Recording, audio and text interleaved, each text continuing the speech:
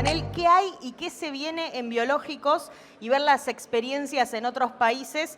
Primero, Daniel Aprile, que es periodista especializado en agro, es fundador de Palabra de Campo, es editor de agro en ámbito financiero y además es un periodista de tele en Canal 26 y en la TV pública.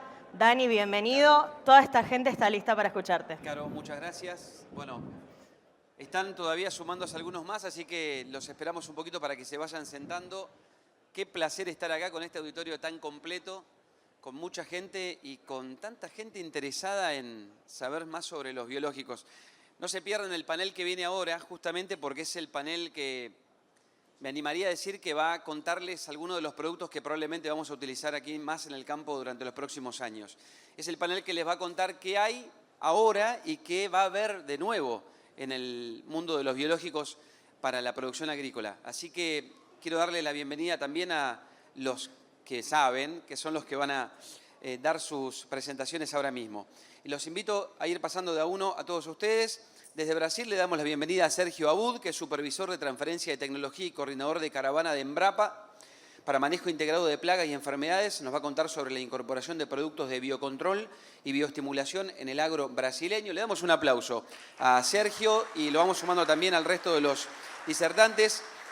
Ingeniero agrónomo, doctor en genética y profesor titular en microbiología del suelo, Fernando Dini Andreotti, de la Universidad de San Pablo. Además es representante de la Sociedad Internacional de Ecología Microbiana en Brasil. Un aplauso para Fernando. Ha publicado más de 170 trabajos científicos y hoy va a compartir su visión sobre la inclusión de biológicos en los sistemas productivos. También Thales Facanelli Martins. Adelante, Thales, un aplauso para él. Tiene más de 10 años de experiencia en el segmento de bioinsumos, en las áreas de investigación y desarrollo y marketing. Actualmente portfolio manager del área de marketing de Biotrop Brasil, con su mirada sobre el futuro de los biológicos. Y Nicolás Reynoso, CEO y fundador de Net Zero Project, especialista en estrategia comercial. Un aplauso para él.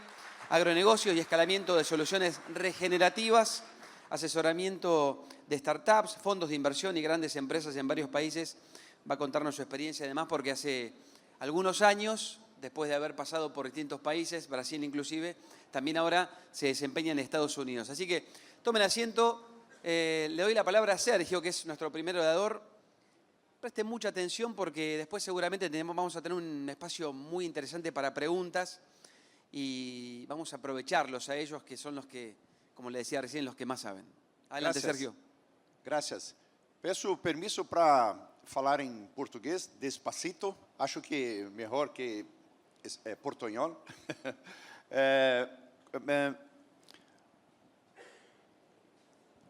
Acho que não. Ok. Trabalho na Embrapa há 46 anos e gostaria de dividir com vocês experiências que estamos tendo no Brasil com biológicos. Vamos falar sobre biológicos em alta produtividade, né, de soja, milho, algodão, trigo, milho, maíz, né, trigo e feijão. Está sendo muito usado no Brasil. Eu sou também membro de um Comitê Estratégico Soja Brasil, onde temos um concurso, uma competição de máxima produtividade de soja, e em que os produtores, os recordistas, sempre usam a integração de biológico com outras práticas. Bem, uma praga, Helicoverpa armígera, foi importante... Foi muito importante, foi um marco no início desse crescimento do uso de biológicos no Brasil. Em 2013, no ano de 2013, foi identificada essa praga no Brasil. Por 4 anos, ela vinha causando muito prejuízo nas lavouras. Na região da Bahia, se fazia aproximadamente 35 aplicações de inseticida em algodão e não controlava essa lagarta.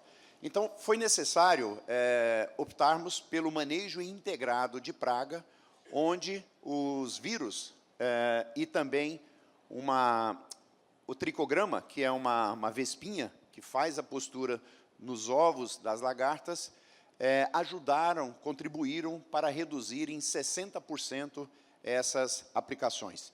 Nós temos aqui fontes, né, que relatam todo esse trabalho que tivemos. Bem, mas para que isso fosse possível, eu coordenei um trabalho no Brasil com diversos especialistas, entomologistas e também pesquisadores na área de tecnologia de aplicação, e fizemos uma capacitação em 18 estados, né, em muitas áreas, e capacitamos mais de 6.000 profissionais, né, como extensionistas, para levar essa informação do manejo integrado de pragas, onde usamos todas as táticas de manejo, inclusive o manejo químico. As outras táticas sempre, e o químico quando for necessário. Então, foi um marco, e nós iniciamos esse crescimento. Hoje, os biológicos já são uma realidade no Brasil.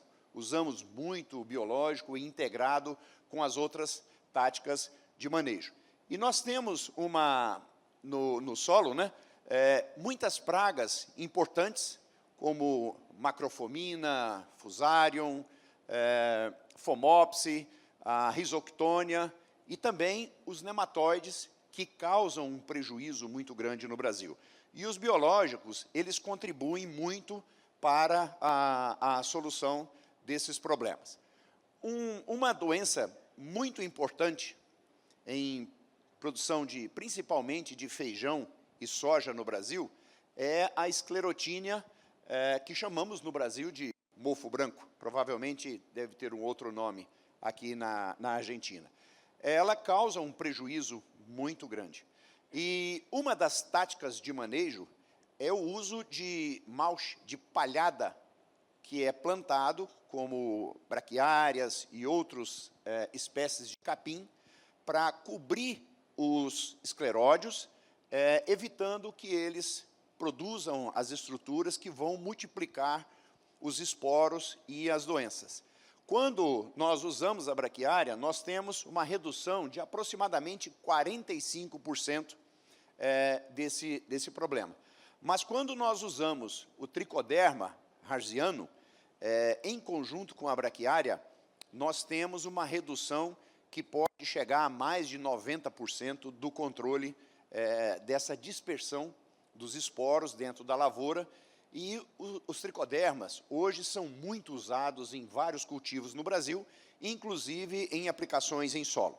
Aqui à esquerda, nós temos essa estrutura reprodutiva, né, que produz os apotécios, sem o controle, e aqui à direita nós temos a ação desse fungo, tricoderma, sobre os escleródios, diminuindo a viabilidade e a produção de esporos na lavoura.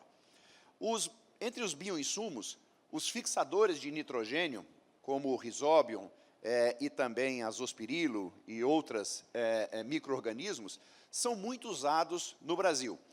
Eu tive o privilégio de participar da seleção de 2 estirpes de Brad Rhizobium no Brasil, onde nós praticamente eliminamos o uso de nitrogênio usando apenas essas bactérias.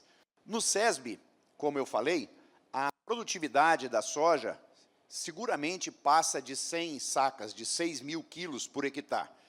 E nós tínhamos dúvidas se apenas o Rhizóbio poderia fornecer esse nitrogênio. Por 2 anos, nós montamos ensaios, experimentos no campo, e tivemos produtividades acima de 6.000 quilos usando apenas o Rhizóbio. Então, nitrogênio em soja, podemos colocar até 20 quilos de nitrogênio no início, para dar um start, um arranque inicial na lavoura, alguma coisa durante o ciclo, mas mais como um estimulante, mas não para suprir a necessidade de nitrogênio. E esta tecnologia economiza para o Brasil cerca de 17 bilhões de dólares por ano. Portanto, muito mais do que o orçamento anual da Embrapa. É uma grande contribuição.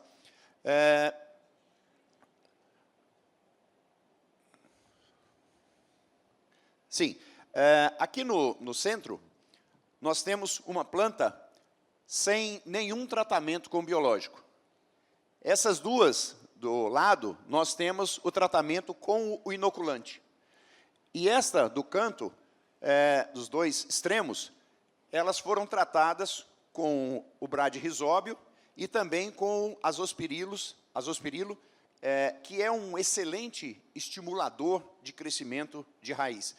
Observem que nós temos praticamente o dobro da matéria seca, da área de estrutura de planta, quando nós temos a integração desses dois biológicos na raiz.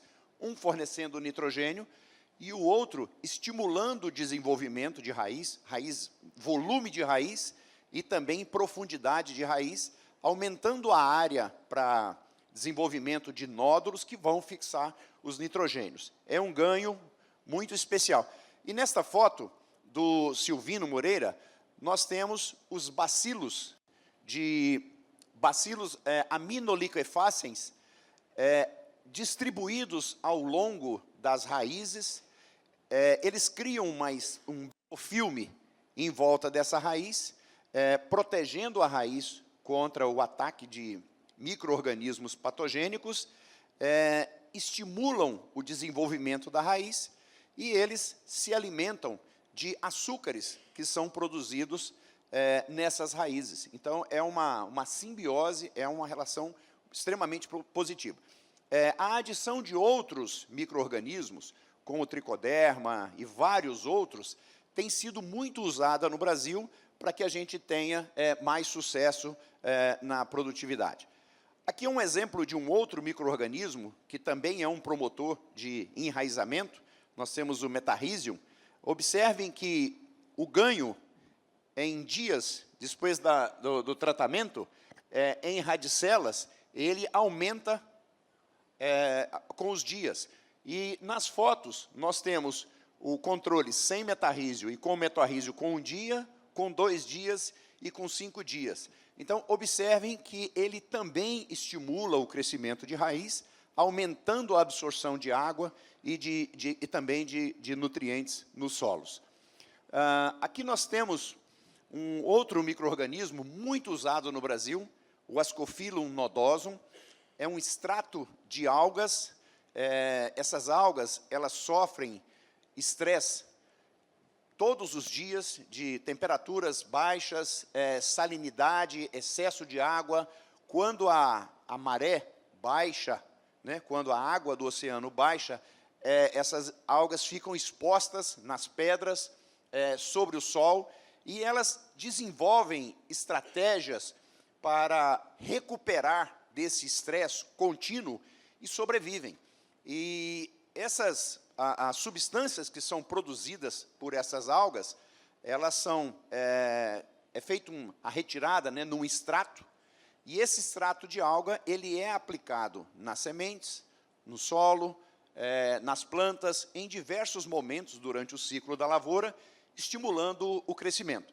Nós temos um grupo de pesquisadores, consultores, professores e também alguns gerentes de fazendas, que nós temos uma rede de estudos com experimentos, nós chamamos de ESIA Biontech, que nós temos aqui, por exemplo, a diferença numa área que não usou o ascofilo e uma outra área que usou, com um incremento em maíz de mais de 11 sacas por hectare. Esse é um ganho, é uma contribuição muito grande também dos biológicos. Bem, na Embrapa, nós fizemos a seleção de 2 bacilos, Bacillus megatherium e Bacillus subtilis, que eles são usados para liberação de fósforo no solo. E eles dão uma contribuição também em soja, em milho, e está sendo usado muito no Brasil. Nós temos ganhos de produtividade de mais de 11 sacas em soja, mais de 4 sacas, 11 sacas em milho, 4 sacas em soja, e também é uma grande contribuição. Nesse slide, nós podemos ver que isso aqui é um ensaio que foi feito em vários estados, e quando pegamos a média do Brasil, desses ensaios, com o uso desses micro-organismos, nós tivemos um incremento muito bom de produtividade nesses estudos que nós fizemos. Eu faço parte de um grupo de estudo no Brasil, de entomologistas, estudam as pragas, e também de fitopatologistas, né, que estudam as doenças, e nós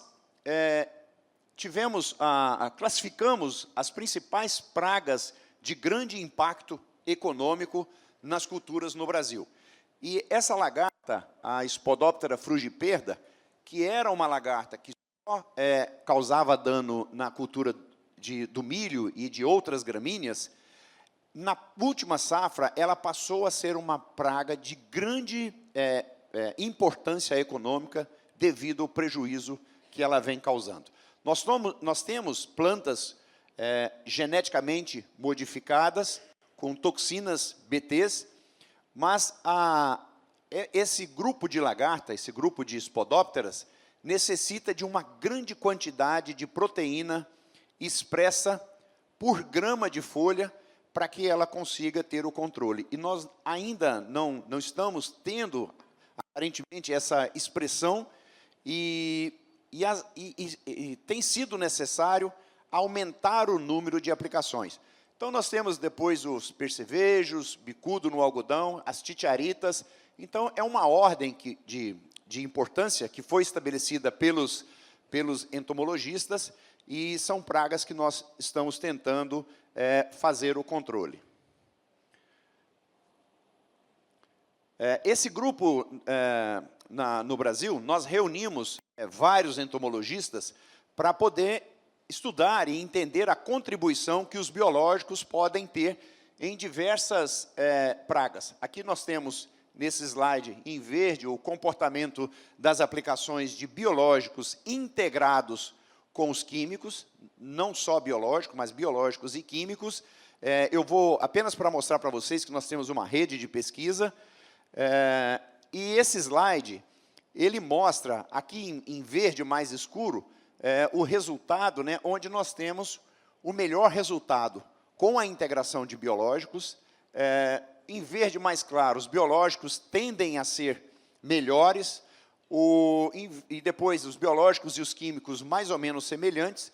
Então, observem nesse quadro que, para as Spodopteras, para o percevejo, para a mosca branca e produtividade, a integração de biológicos com os químicos, se não são iguais, tendem a ser melhor do que o uso apenas dos químicos.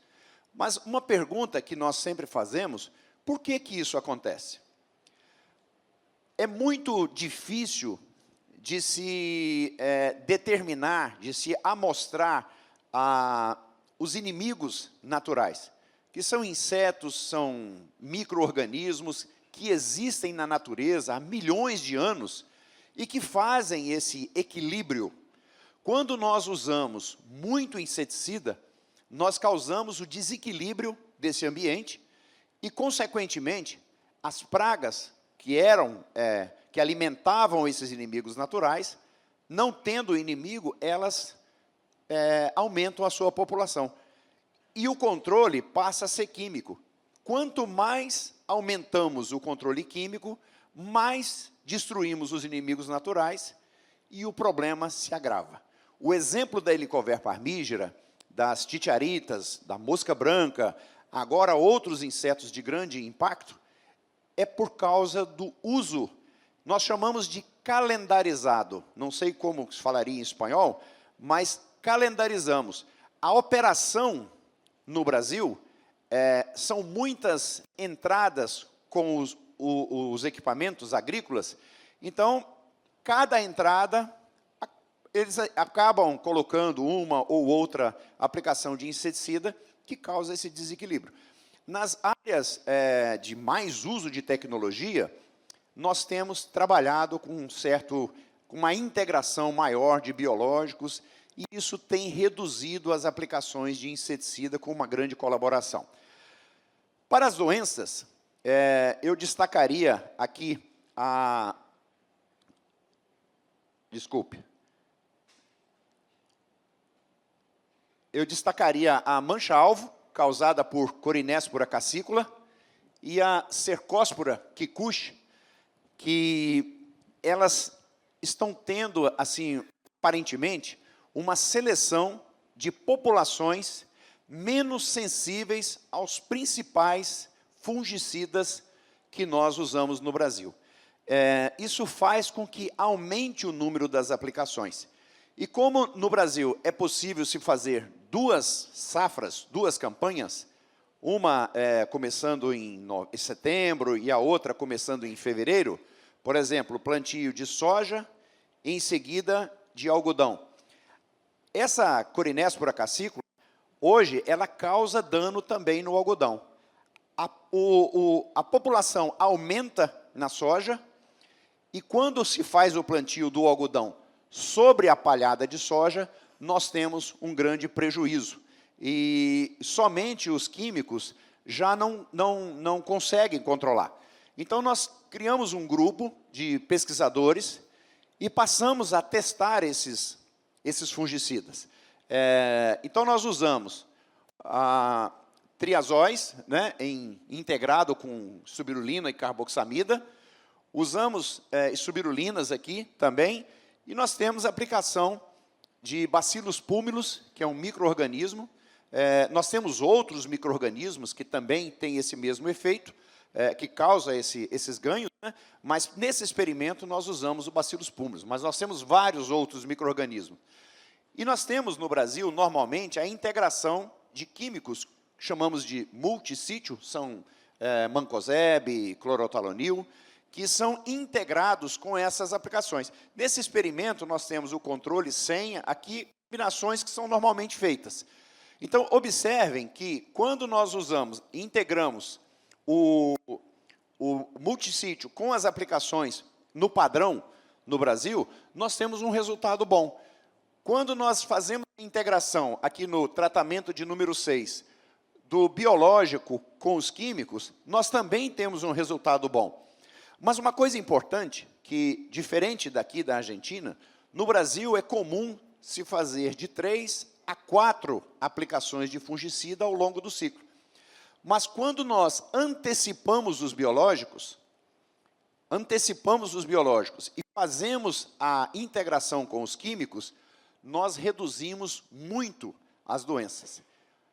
Uma informação importante, nós estamos com poucas tecnologias de fungicidas químicos conseguindo fazer um bom controle.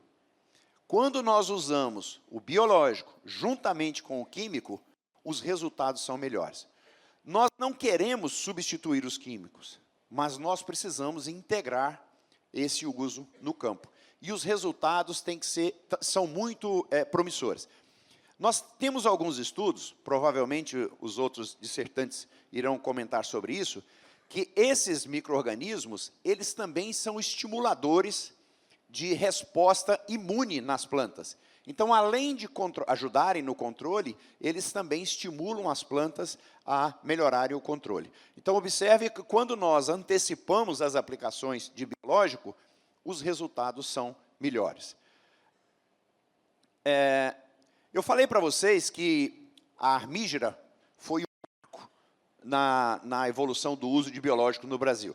Então, observem neste gráfico que em 2013, eu participei de uma reunião no Ministério da Agricultura, no Brasil, e nós pedimos a liberação emergencial do uso de vírus, que não era muito usado aqui no Brasil, um vírus mais específico para a armígera, e como ele contribuiu com o controle, as empresas viram da necessidade, porque o produtor passou a usar. Na sequência, em 2016, a área plantada com milho na segunda safra, ela superou a primeira safra em área plantada. Então, as titiaritas multiplicavam na primeira safra e nós tínhamos um efeito de concentração, um aumento de população que pegava a segunda safra e os enfesamentos, como chamamos no Brasil, que é causado por vírus e por bactérias, eles aumentaram muito. Depois nós tivemos problema com mosca branca e outros, e também esses resultados que nós tivemos para para a parte de controle de pragas e controle de doença, nós tivemos um crescimento muito grande no registro de biológicos no Brasil. Hoje nós temos mais de 600 biológicos registrados em uso no Brasil. Bem, nós falamos que comentaríamos sobre o uso e a contribuição para o manejo de alto rendimento.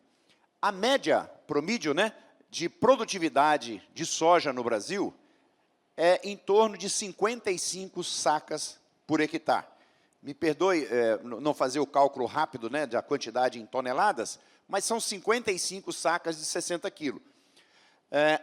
A média dos recordistas de produtividade, a média dos participantes desse concurso de produtividade no Brasil é de 85, essa última safra passou de 90 sacas por hectare.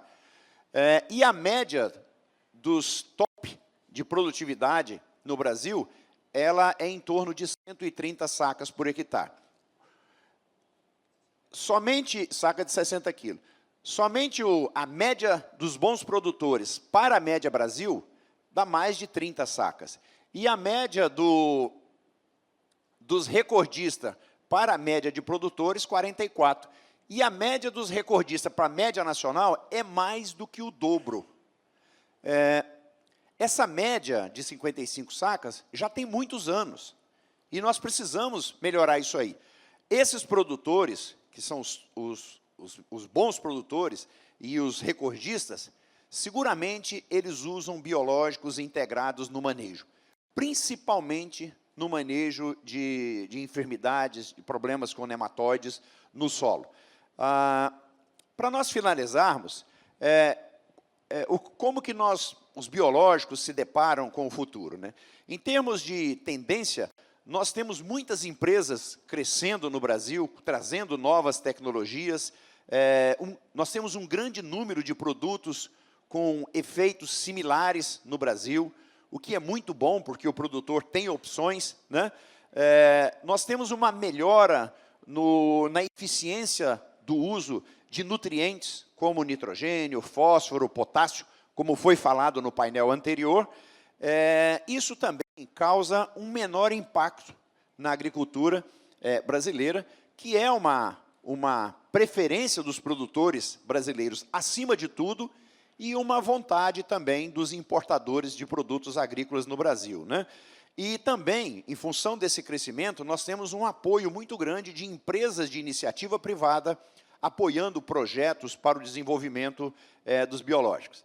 Em termos de inovação, uma coisa importante é nós termos uma vida útil dos biológicos. Então, nós estamos estudando questões de formulações para que se tenha uma vida útil maior dos biológicos, já que, quando eles são colocados, dependendo do preparo que é feito, eles podem inviabilizar muito rapidamente.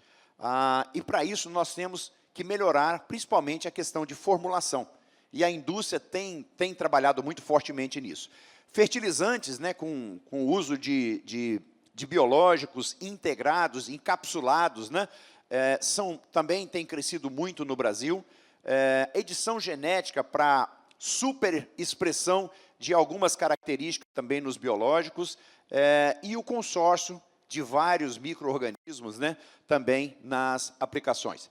Bem, este seria um cenário que eu gostaria de passar para vocês. Com certeza o painel vai registrar muito, mas nós não poderíamos deixar de encerrar pelo menos essa nossa fala, que a importância dos infinitamente pequenos, ela é infinitamente grande. E nós precisamos dar a oportunidade de conhecer, de testar e de usar para que a gente possa saber o resultado disso. Muito obrigado pela oportunidade. Sergio, muchas gracias. Le damos la palabra a Fernando. ¿Todo listo, Fernando? ¿Ok?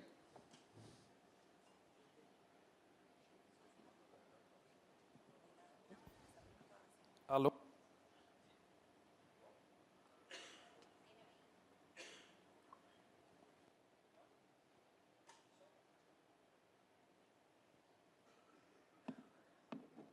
Alô? Alô, alô, alô. Sim, agora sim. Muito bem. Bom dia a todos. Vou tentar algo em portunhol. Não sei se vai funcionar, mas gostaria muito de agradecer a invitação, de estar aqui com todos.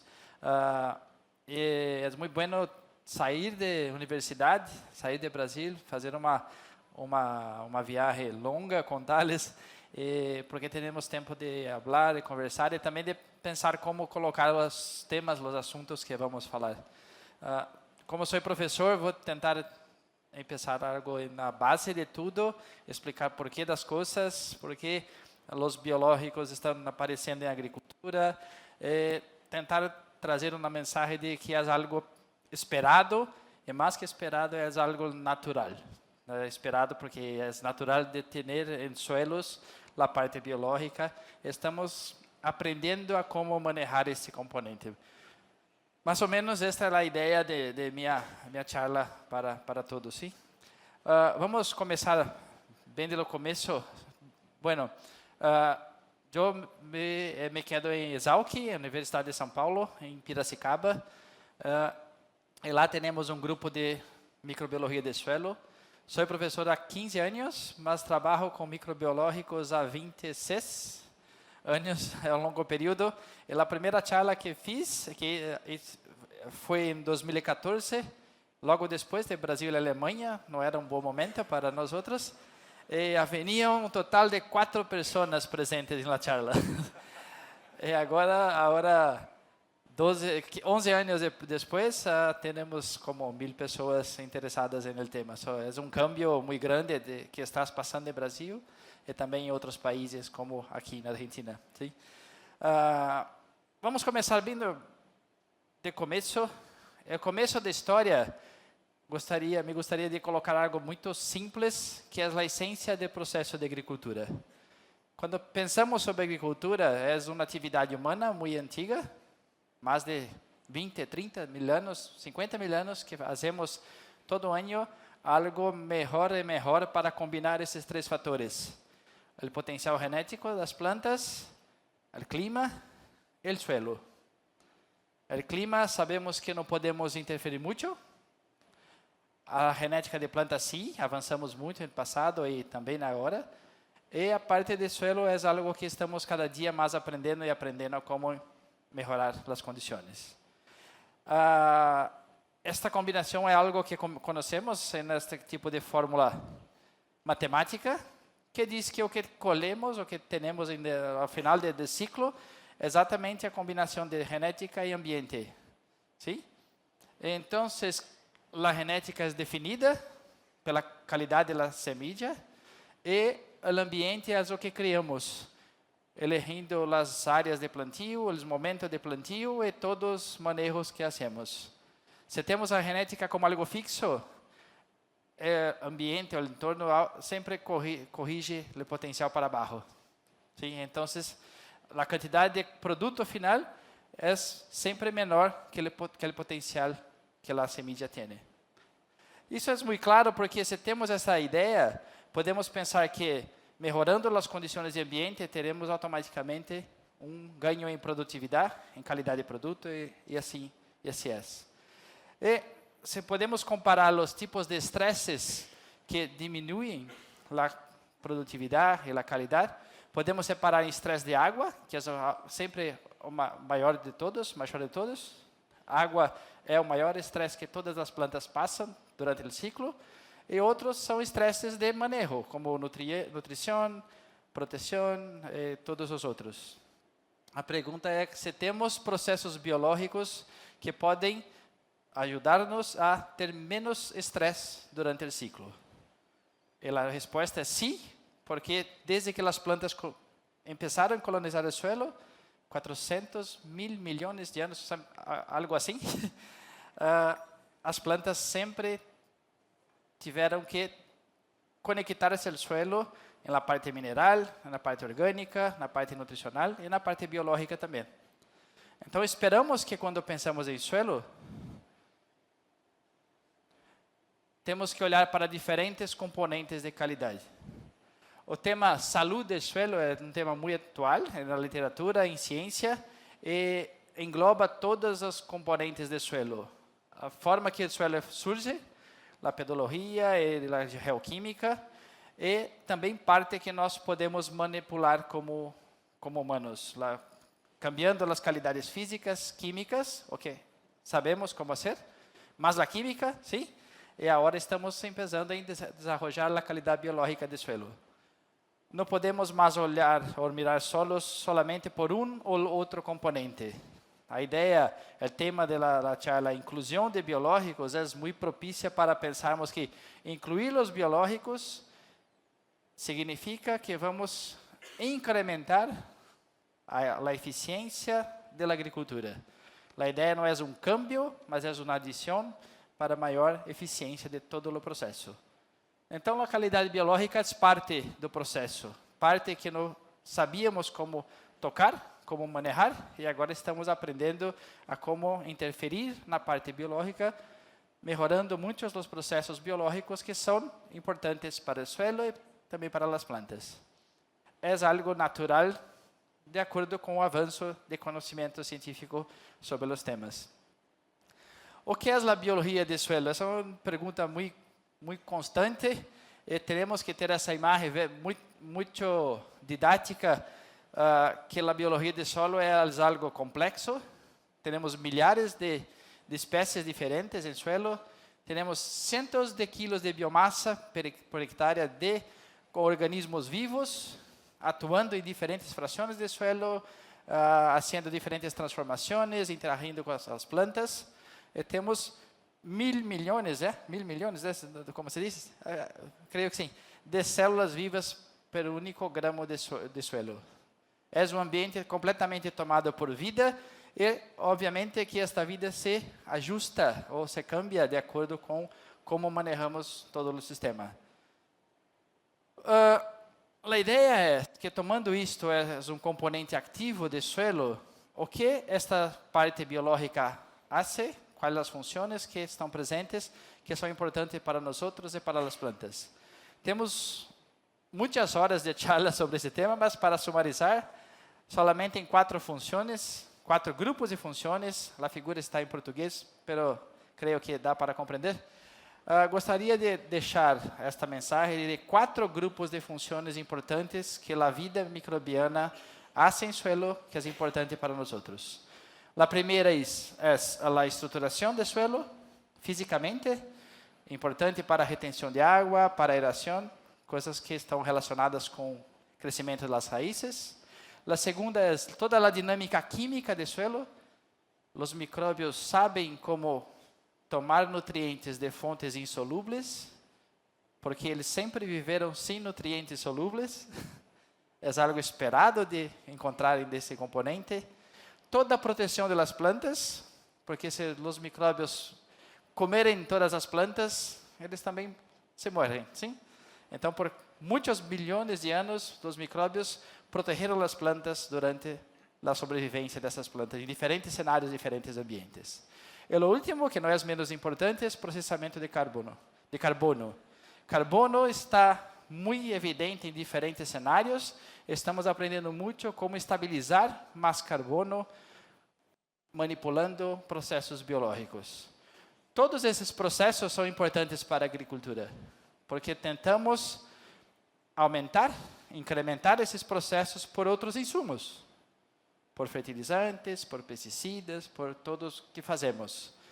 Então, se temos um componente biológico adequado, funcional, nosso papel em agricultura é menos intenso. Ao passo que, quando perdemos o componente biológico, vemos uma demanda crescente de insumos. Esta é a história que passou em Brasil. E há 10 anos, mais ou menos, estamos também trazendo, incrementando a parte biológica para tornar a agricultura algo um pouco mais factível em momentos de estresse. Qual é o desafio, a oportunidade que temos? Olhar para esse suelo, esse não é um solo natural em nenhuma parte do mundo, é o suelo que usamos para a agricultura.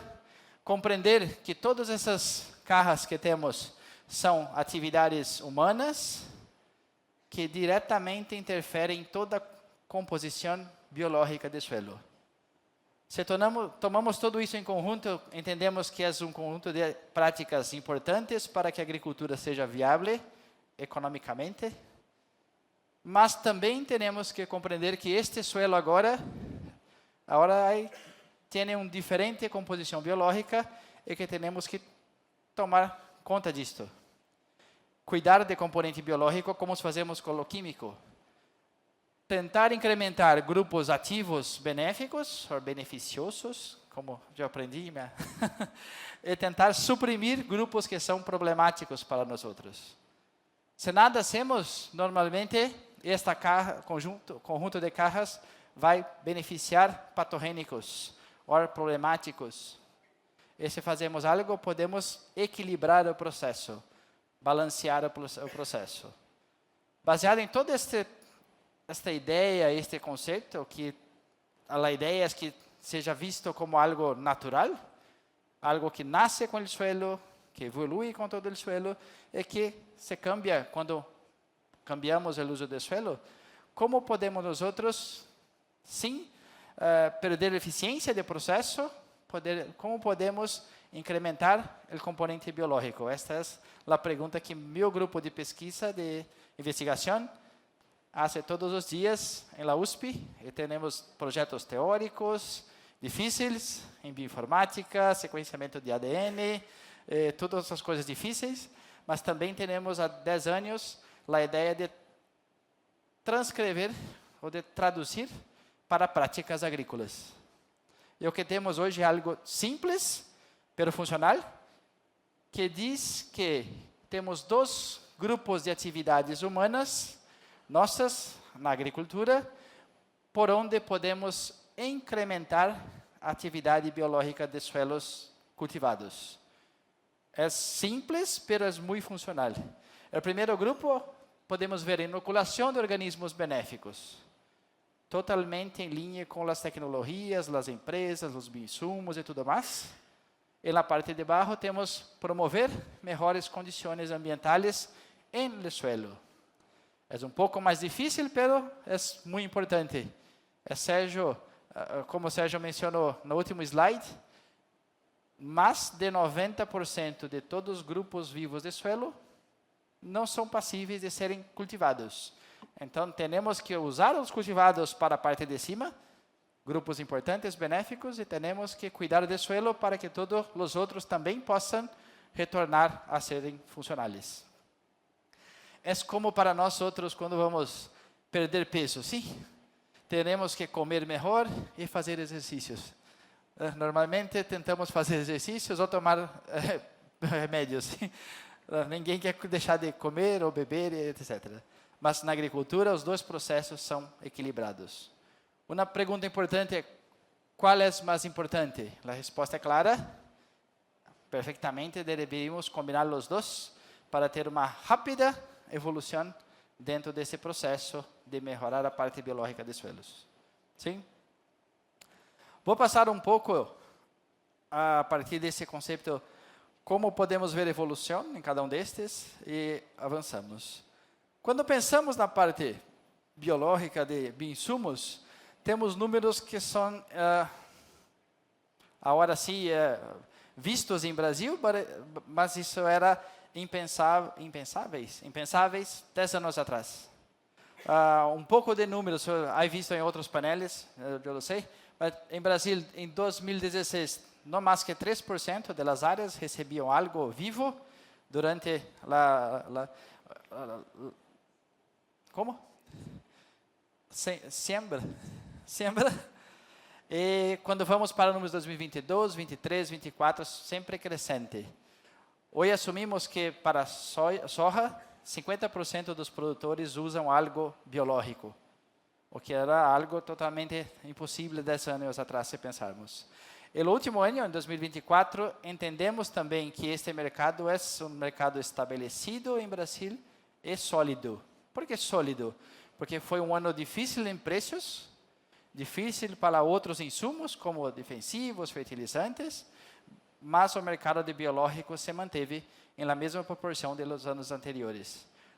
Claramente não cresceu rapidamente como os outros anos, mas se manteve mais estável que outros mercados. Isso significa que os produtores reconhecem em los bioinsumos algo importante de se manter durante toda a preparação para o plantio. Então, esses números são o mais atual que temos, mas algo que mostra como há potencial para crescer e se estabelecer no mercado como mercado Brasil. Sim?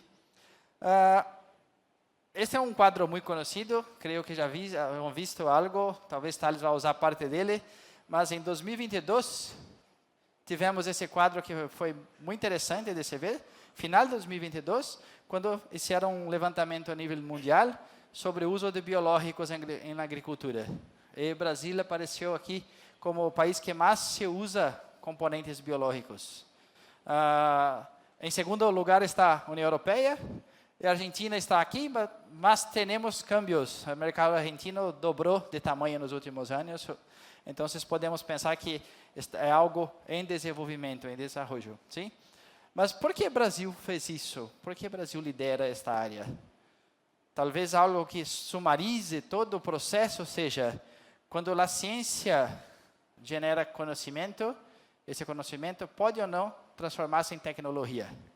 E a tecnologia aparece usando a ciência e é adotada por dois processos. O primeiro é necessidade e o segundo é oportunidade. Em Brasil, quando vamos para Cerrado, situações mais estressantes de clima, de plagas, de doenças, temos necessidade de cuidar melhor das plantas. E os biológicos aparecem como um grande componente há alguns anos atrás. Em outras áreas onde não há tanto estresse, onde parece não ser necessário cuidar desta parte biológica, ele não é uma necessidade primária, mas é uma oportunidade de avanço. Então, se observa a migração da tecnologia para novas áreas como oportunidade de aumento de eficiência. Vemos isso acontecer muito em sul do Brasil, vemos isso acontecer agora aqui na Argentina, vemos isso um pouco em Paraguai, e vemos isso em Europa. Em Europa, a história é invernadeiros primeiro, open fields depois. Das mesmas coisas. Isso acontece em várias áreas da sociedade quando transportamos conhecimento científico para tecnologias. Primeiro, necessidade. Segundo, oportunidade. Esta é a história do Brasil. E esta é a história que o mundo está vivendo quando mira os biológicos em agricultura em diferentes países. Vamos em frente. Vou passar um pouco de los princípios de cada grupo de inoculantes ou promotores de crescimento de plantas e um pouco do princípio dos biodefensivos para que possamos ver de onde vem, porque temos algo desenvolvido ou desarrollado. Os inoculantes, que é um grupo muito importante, principalmente para países mais de clima frio. Por quê? Porque os biodefensivos eles são importantes em clima tropical, em climas temperados, os promotores de crescimento são os mais importantes, diferentes combinações. Os inoculantes ou promotores de crescimento normalmente são grupos microbianos que fazem algo que conhecemos. Fazem algo como acessar fontes de nutrientes não disponíveis para as plantas, que aprenderam a comer os solúveis, e então transformar esses nutrientes para formas solúveis. Temos exemplos, Sérgio falou de fixação biológica de nitrógeno, temos exemplos de disponibilidade de fósforo, vou mostrar um pouco mais em detalhe Temos exemplos de mineralização de matéria orgânica, que é importante para climas mais frios também, e enxofre, não sei como se diz, e outros todos os nutrientes temos como micróbios acessarem formas insolúveis e colocarmos em formas solúveis. Eles sempre fizeram isso, e agora vamos lá, tomamos um micróbio, multiplicamos e colocamos no lugar mais assertivo de todos, na raiz da planta, para que o processo seja intensificado. Não é mágica, é algo natural que aprendemos como promover, como intensificar. Para dar um exemplo um pouco mais detalhado, a dinâmica de fósforo é um problema muito grande em Brasil, creio que em muitas outras partes, e a ideia de explorar a parte não solúvel de fósforo é sempre um desafio. O que avançamos muito em conhecimento teórico, não somente em Brasil, mas em todo o mundo, foi como que os micro-organismos, os micróbios, podem acessar ou converter formas não solúveis em formas solúveis. Se temos essa disposição, a planta e as formas de fósforo em solo, podemos ver que a planta tem pouco acesso para fósforos solúveis e fósforos não solúveis estão em grandes reservatórios. Processos microbianos são capazes de transformar reservatórios de nutrientes em formas solúveis para a planta. Como? Por exemplo, produzindo ácidos. Sabemos que os ácidos são formas que vão transformar este tipo de fósforo em fósforo solúvel, e enzimas em outro processo biologicamente diferente, complementar, que acessa formas orgânicas de fósforo. Os dois, em combinação, aumenta a dinâmica desse elemento e a planta tem mais oportunidade de assimilar fósforo durante todo o ciclo. Como hacemos para incrementar o processo? Selecionamos bons micróbios que sabem fazer isso, multiplicamos em densidade e colocamos em semídias, porque quando forma-se a rizósfera das plantas, o processo é acelerado por toda a dinâmica que ali ocorre. Sim? E depois ainda vêm as micorrizas. As micorrizas é outro grupo microbiano, grupo diferente, que também é totalmente direcionado pelas plantas, que auxilia na absorção desse fósforo e transporte para as plantas. É um único exemplo que estou trazendo para mostrar que o conhecimento teórico de 3 diferentes componentes biológicos que vivem na interface suelo-planta é totalmente complementar para um processo de interesse agronômico. Melhor eficiência em uso de fósforo. Sim? Se podemos manejar isso, podemos incrementar quanto de fósforo aplicado se vai para a planta e quanto perdemos no suelo. Outro ponto, os mecanismos de ação de biodefensivos. É importante sabermos que temos diferentes formas de ação, não para decorar e falar e falar e tudo mais, para entendermos que as tecnologias não se usam apenas uma coisa. Uma grande diferença dos biodefensivos é que o processo é multifuncional. Significa que as plagas, as doenças, as malezas não vão desenvolver rapidamente resistência a essa ferramenta, como se passa com os químicos, que são de ação muito pontual. Então, temos processos de ação direta, como antagonismo, parasitismo, onde um grupo microbiano mata outro, que queremos controlar. E temos processos de funcionamento do sistema, como competência, quando os micróbios aplicados competem com os patógenos por comida, por espaço, por colonização. E temos tratamentos como indução de resistência, quando o micróbio inoculado faz com que as plantas se armem contra os antagonistas. É como uma vacuna, bem entre aspas, porque não é uma resposta imune da planta, mas é uma indução de síntese de metabólitos que tornam a planta mais resistente contra os patogênicos. Então, são processos diferentes. Cada um desses me dá 1 hora de charla na universidade. Estou sumarizando em 10 segundos, sim? Para termos uma ideia de complexidade, de conhecimento, que embasa todo o desenvolvimento de ferramentas que chegam ao mercado. Sim? Não estão criando novamente, estão usando processos naturais para acelerar processos na agricultura, como sempre fizemos com outros tipos de insumos e tecnologias. 5 minutos, uau! Como temos 3 anos de desenvolvimento em Brasil, alguns pontos importantes, alguns detalhamentos e avanços estão ocorrendo. Eu trouxe 3 para ter uma ideia de como podemos seguir com isso.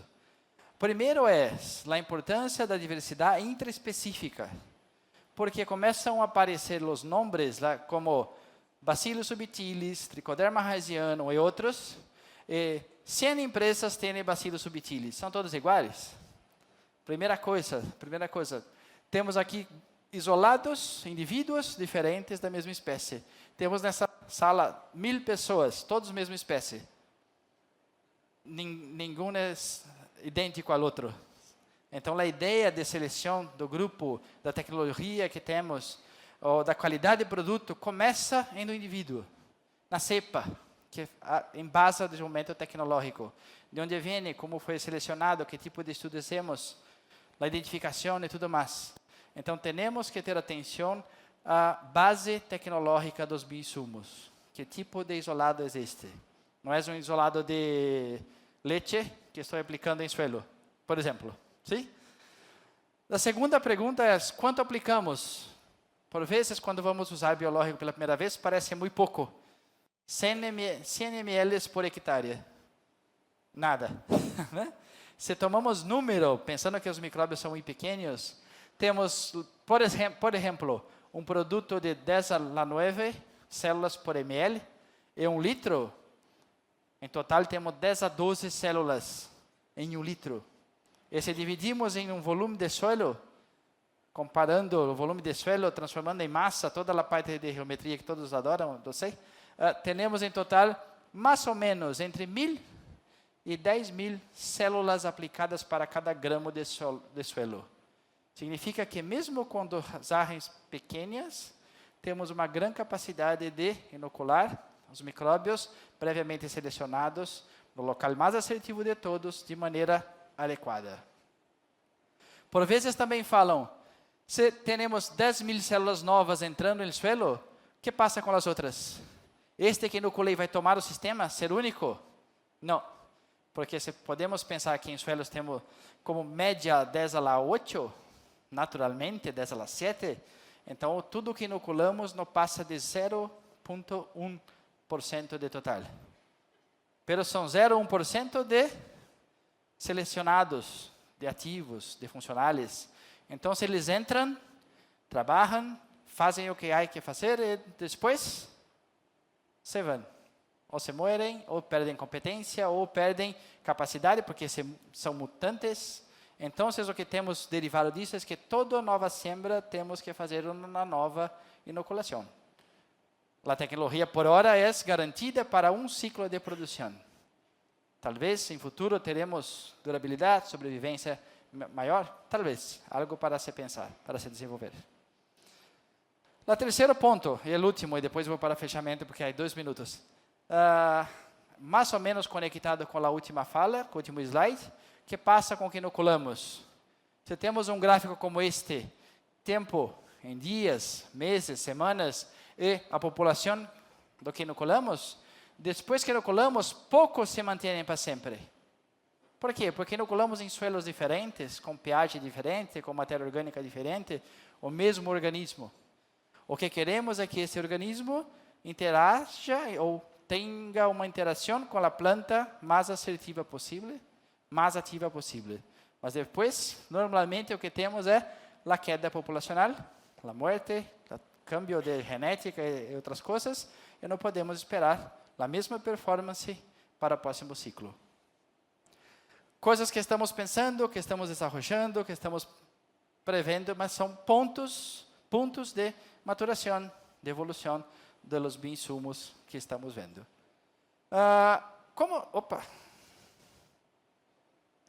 Como sabemos que estamos indo no caminho certo? Temos análises biológicas de suelo? Sim. Pero esta pirâmide, aprendimos em 10 anos como construir de barro para arriba, e faz muito sentido quando usamos tecnologias biológicas. Observamos melhor ciclagem de nutrientes, menor enfermidades e plagas de raízes. Depois vemos menor fitotoxicidade, porque os químicos também são ciclados pela atividade biológica do suelo. Vemos melhor estruturação do suelo, agregados, retenção de água, e a planta responde por melhor formação de raízes.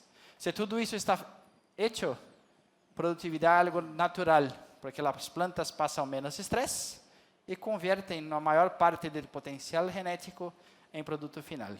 E volvemos para o primeiro slide, onde temos a conexão planta-ambiente. Sim? A última frase agora para sumarizar o que tentamos passar. A microbiologia é parte fundamental da qualidade do suelo, melhorando esse ambiente para que os cultivos possam expressar seu potencial produtivo.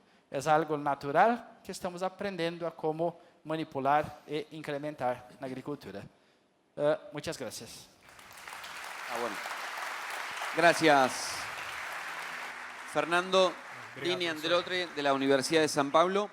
Le damos la palabra a Thales Facanelli Martins, de Biotrop Brasil. Les recuerdo que en pantalla va a aparecer en algunos momentos el código QR, que ahí lo están viendo, para que puedan escanearlo y mandarnos las preguntas que ya estamos procesando y que seguramente en un ratito más vamos a poder hacerles a cada uno de los oradores. Adelante, Thales. Sí, perfecto. Gracias. Yo voy también no portuñol. ¿Todo bien? ¿Como todos? Vamos, necesito de... acá. Perfecto. Quando há 10 anos, quando me formei em la Exalc também, professor maestro Andreotti foi meu professor, quando falei para minha mamá que eu ia trabalhar com micróbios, minha mamá chegou para mim e falou: gastei tanto dinheiro para isto. E acá estamos, todos, mais de 1000 pessoas para falar sobre biológicos. Sim, e por quê? Tem que ir para cá. Por quê? Porque o mundo está cambiando. E muitas coisas estão cambiando para melhor. E uma delas é os biológicos, pressuposto, mas novas tecnologias. E destas novas tecnologias, onde estão vindo? Onde estão nascendo as novas tecnologias? Creio, certamente, que biológicos estão puxando muito mais esta fila do que os químicos. Por quê? Qual a preocupação do futuro? Segurança alimentícia. O químico não está aguentando toda a eficácia de anteriormente. O químico está escapando. E a agricultura do futuro necessita uma agricultura regenerativa. Necessita agricultura para cuidar do suelo como se fosse um patrimônio, um bem que será passado de hijos para hijos. Então, a agricultura biológica necessita cambiar e cambiar o mindset. O mindset de todos os que estão aqui para trabalhar com estas novas tecnologias. E dentro dessas novas tecnologias, como eram os biológicos há 10 anos atrás? Biológico é caro, não funciona. O químico que resolve todos os problemas. As muitas restrições de aplicação dos biológicos. Biológico solamente pode aplicar embaixo da chuva. Só pode aplicar quando Saturno se alinhou com Netuno. Só pode aplicar no final da tarde ou muito temprano. Tinha muitas restrições. Biológico tem que solamente estar refrigerado. Refrigerado tem que ser para cerveja, não para biológico. Certo? Mas tinha tudo isto que no passado tinha uma barreira de adoção. E principalmente, o que mais gosto é que o mercado biológico é muito pequeno e não crescerá. Hoje, em Brasil, o mercado de bioinsumos como total está cerca de 10 bilhões de reais, coisa que há 10 anos era cerca de 190 mil reais. Está crescendo muito e com uma velocidade tremenda. Mas por que as novas tecnologias são importantes? O químico, tudo que é registrado em Brasil em ano passado, cerca de 500 produtos, somente 5 novas moléculas estão sendo lançadas. Não tem inovação. Não consigo. O tempo para inovar o químico está muito longo. E para biológicos? Biológicos em 2024, cerca de 70 produtos.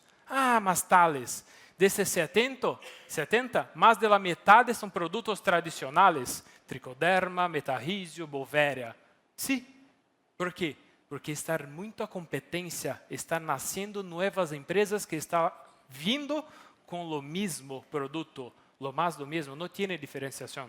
Mas a importante indústria de biológico está na diferenciação, na evolução dos produtos, cambiando novas formulações. E para cá, novos ativos, novos micro-organismos e mescla de ativos. Isto é a inovação que está vindo para novas tecnologias. E por que isso? Como o Andreotti mostrou para todos, mira cá, Brasil está liderando este mercado. E um dado importante é que quem está planejando usar biológicos, em próximos anos, está fixando a bandeira que se use biológico. Quem usa, não volta atrás. E Argentina, como estás? creio que a Argentina está como o Brasil há 10 anos atrás, o mesmo caminho. Aqui, mira que a bioestimulação está muito forte na Argentina, que o mercado dobrou nesses anos. Por quê? Porque quem usa não está voltando. Mas para biocontrole, temos muito a evaluar daqui para frente. Mas necessitamos de novos produtos, de novas tecnologias para ser empregada em todo o sistema. Produtos com shelf life, que não necessitam refrigeração. Produtos que sejam efetivos para o mercado da Argentina. Mas também tem que cambiar a mentalidade de uso para colocar soluções biológicas como deveria ser que nem em Brasil. E por que isso? Formulação.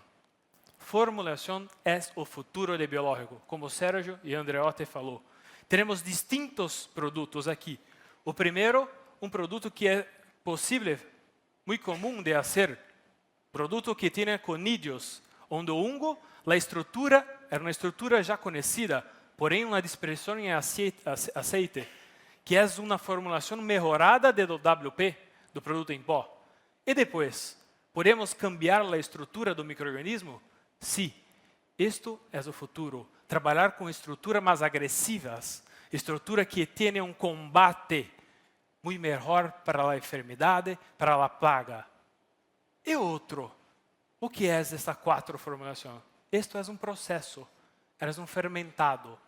Acá, de 4 para 12 para 3, é o segredo industrial. É como se hace um produto formulado para ter shelf life, para não necessitar de refrigeração. Isto é importante na efetividade do produto. Note que uma estrutura mais efetiva, em 4 horas, já está trabalhando, já está formando o apressório, a estrutura de infecção, enquanto na estrutura em conídeo, cerca de 48 horas para expressar sua atividade. Mas como podemos melhorar isso? Trabalhando com formulação. A formulação pode trabalhar para ter produtos mais resistentes, produtos que têm mais resiliência de aplicação, que não são afetados por la temperatura, que necessitam de coisas para melhorar. Isto é a formulação de um produto. E outras coisas, trabalhando com biofermentação de produtos, cambiando a estrutura, pode trabalhar com novos conceitos de produtos, com síntese de nanopartículas para melhorar a efetividade do fungo em sua infecção. Tudo isto é o futuro do biológico, porque isto é uma evolução. E esta evolução foi importante desde a primeira geração, que são os produtos mais comuns a ser trabalhados, os produtos WP, que hacemos em arroz. Não tinha formulação, não tinha tecnologia, mas foi importante para seu tempo. Depois, fomos para a segunda geração dos produtos biológicos, onde formulação é importante, trabalhando com formulações mais elaboradas, formulações estáveis, que não tinha problema operacional para o produtor, que pode aplicar sem nenhuma restrição.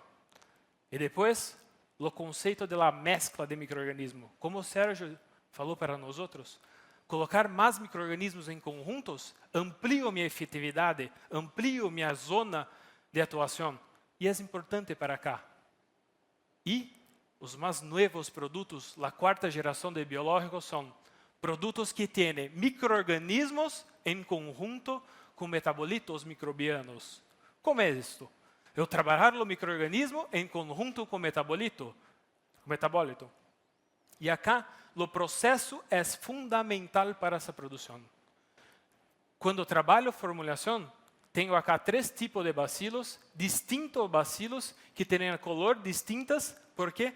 Porque são induzidos para produzir metabólitos distintos, cada um com sua genética, com sua potencialidade. Eu induzo a produzir algo que eu quero. E acá, a diferença é que cambio a estrutura. Trabalho com endósporos, estruturas existentes, que têm a capacidade de ter 24 meses de shelf life. Um produto biológico sem necessidade de refrigeração, com 2 anos, sem necessidade de refrigeração, de capacidade de shelf life. Isso cambiou a utilização dos produtos, facilitou a comercialização de todos os produtos para os agricultores brasileiros. E que isso é importante? Que se mirarmos dentro do produto, dentro do frasco, temos a estrutura, que são os endósporos, resistente a mescla com agroquímicos, resistente à temperatura, estruturas mais efetivas de combate, como também os metabolitos. É algo novo, metabolitos? Não, não é. Tiene já muito conhecimento sobre isto. Acá, bacillus pode produzir uma toxina, metabolito para controle. Solamente tienen que saber a genética, o que é a capacidade do microorganismo para produzir certos metabolitos. E cada metabolito tem uma função, seja para atividade antifúngica, antibactéria, antimicrobiana em geral. Mas temos que saber se é possível produzir isso e direcionar o microorganismo. É possível? Sim. O processo lo induz um produto a produzir o que quero. Está documentado. É possível. E os produtos mais evoluídos, os produtos atuais, têm isso como a sua capacidade. E esses metabolitos podem atuar de distintas situações, para controle de enfermidade, para controle da praga e para outras coisas mais que estamos trabalhando com a quinta geração dos produtos, onde não tem mais micro-organismos vivos, tem apenas metabolitos. E estes metabolitos é algo que está a cambiar a utilização. Por quê? Não tem problema mais com mescla de agroquímicos, não tem problema mais em armazenamento, não tem mais problemas e é algo inovador para a indústria porque pode trabalhar outros caminhos e caminhos distintos, tanto como a bioestimulação. Hoje é possível trabalhar com bioestimulantes de origem microbiana solamente com metabolitos, como por exemplo, AIA, ácido indolacético, totalmente de origem biológica. E por que AIA é melhor do que um hormônio sintético, ácido indolbutírico? Porque AIA é mais assimilado pela planta, é translocado melhor, não tem gasto energético para converter. E isto de origem biológica. Então não se trata somente do microorganismo, trata-se de si tudo que pode expressar metabolicamente. E isto é o passo de evolução de nos próximos produtos da agricultura biológica, que com um exemplo, bioherbicidas. Só é possível trabalhar com isso com extratos vegetais e extratos microbianos em conjunto para ter uma ação disruptiva, que isto é o futuro de lo biológico. Biológico não está solamente para controle de chinches, chicharitas, nematodos, enfermedades. Agora estamos entrando no caminho de herbicidas biológicos. Esta quinta geração está a cambiar a mentalidade e fincar de vez no papel do biológico como protagonista desse sistema. De tudo isto que estou falando para vocês, minha palestra é bem curta mesmo, é para impactar para quê? Para cambiar para o futuro. Porque todas estas novidades que temos, se não estamos preparados para trabalhar com esta, não vai sair um bom resultado. Não temos como trabalhar se não temos conhecimento. Temos que estar preparados para o futuro. E o futuro está sendo biológico. Então, todas essas ferramentas que nós outros temos que estar preparados. Estudar, conhecer melhor, mudar o mindset. Para quê? Para adotarmos primeiro em nós outros, para depois passar para os agricultores.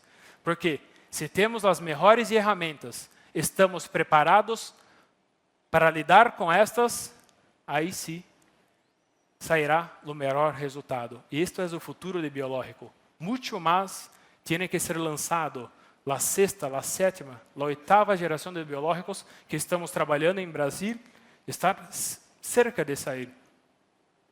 Mas temos que estar preparados para este futuro. E agora? Temos espaço no mercado? Todos creem que biológico é possível utilizar? Sim ou sim? Ah, sim. Por quê? Porque temos que colocar um passito para mudar todo o futuro.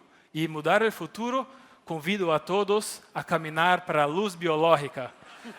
Perfeito? Muitas graças a você. Muchas gracias.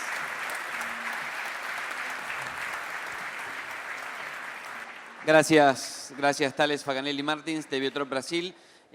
Toma la palabra Nicolás Reynoso, soy fundador de Net Zero Project. Los últimos minutos, el último disertante, y después empezamos con las preguntas. Hola. Ya tenemos algunas. Recuerden el Hola. QR para sumarlas que quieran para dentro de un ratito nada Ahí más. se escucha bien? Nicolás. Eu também vou falar en portugués. No, un chiste. Después de 80 minutos de hablar del mercado de Brasil, me toca hablar un poco de lo que es mi experiencia en el mercado de Estados Unidos. Hace 3 años que vivo en Raleigh, en Carolina del Norte. Primero viví en San Luis, después me fui a Carolina del Norte, huí un poco de lo que se llama Midwest, una cuestión social. Después les cuento en los recreos. Soy ingeniero en producción agropecuaria. No voy a entrar en los detalles tan científicos y técnicos porque creo que ya fue cubierto de una forma muy clara y muy específica. Todo lo que está sucediendo en Brasil obviamente también está sucediendo en Estados Unidos. Y lo que es clave acá entender es que está ya instalado todo este tema. Es algo activo, es constante. Hay congresos, reuniones por todos Estados Unidos hablándose. Y es algo que es muy activo, no es algo que está incipiente o no. Obviamente el mercado brasilero tiene una adopción muy grande, pero el mercado estadounidense, mismo teniendo una adopción intermedia entre lo que es Argentina y Brasil, es un mercado muy grande. Así que, impulsado un poco por el productor mismo, por los mercados que exigen diferentes tipos de agricultura, un cambio de paradigma y la regulación que existe, obviamente esto va cambiando y va mudando todo el tiempo. La adopción ya es un tema que no es más una promesa como hace 10 años en Brasil o como es hoy en día que estamos hablando acá en Argentina, sino que es algo que está instalado. Les voy a contar un poco sobre Estados Unidos, que a mí me gusta siempre dar algunas explicaciones claras. Es enorme, obviamente, pero si me tengo que parar en 3 grandes gráficos, hablo del relieve con el Mississippi, que ven ahí el río, ¿no? Ese lo dibujé yo a mano, así que más o menos por ahí. Este es el tema del régimen de temperatura, que va de más calor a más frío, y aquel es el régimen de lluvia, que va de más lluvias a menos lluvias. Si uno hace ese cruce con el relieve, entiende por qué los cultivos están sembrados donde están sembrados en Estados Unidos. Y esto es interesante para poder entender, sobre todo para las empresas que quieren desembarcar en el mercado de Estados Unidos, a dónde tengo que ir, ¿no? A dónde a veces escucho o me hablan o me piden y se están haciendo ensayos en lugares donde realmente no existe un mercado o al menos va a ser muy difícil de transmitir esa tecnología para otros mercados que sí es importante. Otro tema para tener en cuenta rápidamente, hay 98 millones, 100 millones de hectáreas.